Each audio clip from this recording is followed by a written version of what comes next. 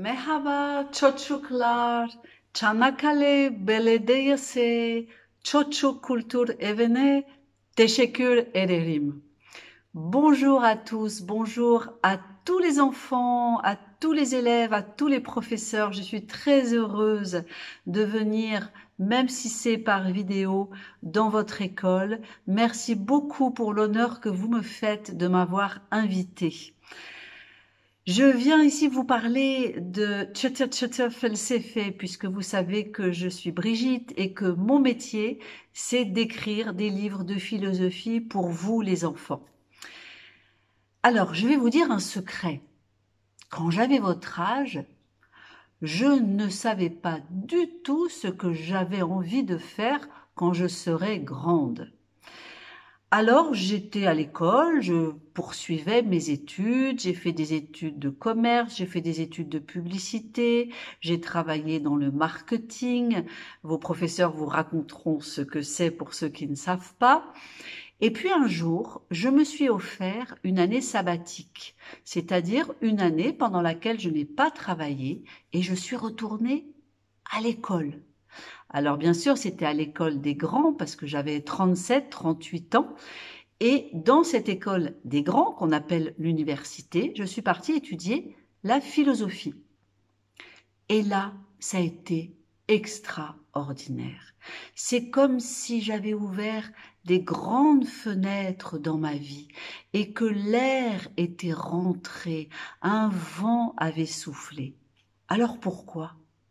Eh bien, tout simplement parce que j'ai commencé à me poser des vraies questions, des questions sur ma vie, des questions sur le monde, des questions sur moi, des questions sur les autres.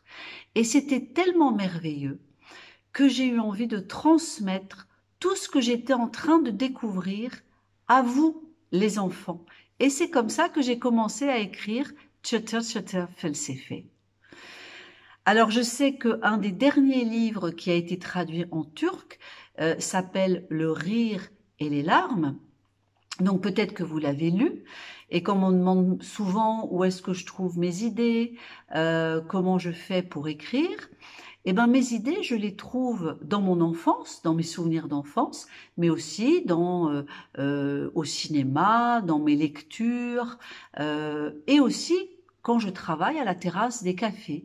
Par exemple, dans Le rire et les larmes, je parle d'un monsieur très sérieux, en costume, très droit, qui a l'air très important, et qui passe devant la terrasse du café où je suis. Et qu'est-ce qui lui arrive à ce monsieur? Il glisse sur une crotte de chien, il y en a beaucoup à Paris, et il tombe. Et là, qu'est-ce qui se passe à la terrasse? Tout le monde rit. Pourtant, voir quelqu'un tomber, c'est pas drôle. Finalement, c'est juste quelqu'un qui tombe par terre. Et ben voilà, la philosophie va nous amener à réfléchir à pourquoi on rit tous quand on voit ce monsieur tomber. On va aussi voir un oiseau passer dans le ciel et on va se demander, est-ce que je suis plus libre que cet oiseau ou moins libre que cet oiseau? Vous qui êtes dans une salle de classe en ce moment, si vous voyez passer un oiseau par la fenêtre, qui est le plus libre? L'oiseau ou vous? On va aussi se poser des questions sur la guerre. Pourquoi est-ce qu'il y a des guerres sur Terre? Sur la richesse, sur la pauvreté.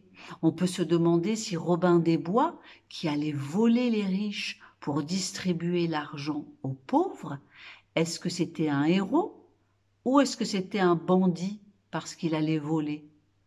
On peut se poser des questions sur pourquoi les enfants sont moins libres que les parents. Pourquoi on n'a pas le droit de se coucher à n'importe quelle heure alors que les adultes peuvent se coucher quand ils veulent? Des questions sur la liberté, des questions sur la différence entre l'amour et l'amitié. Et quand j'écris les Goutti Philo, je pense à vous. J'essaye d'écrire avec des mots que vous allez comprendre et j'essaye surtout de ne pas vous donner des réponses à toutes ces questions, mais plutôt des outils pour essayer de construire vous-même vos réponses. Alors pourquoi c'est important? Parce que c'est comme ça que vous allez devenir des adultes, des hommes et des femmes plus libre, avec un esprit critique, c'est-à-dire la possibilité de remettre en question ce que l'on vous dit pour essayer de trouver votre chemin dans la vie à vous. Voilà, j'espère très très fort venir à Tchanakale le plus vite possible, quand on pourra voyager, quand on pourra s'embrasser, quand on pourra se serrer dans les bras, et j'espère venir philosopher avec vous tous ensemble dans une grande salle. C'est un vœu pour 2021. Je vous embrasse très fort.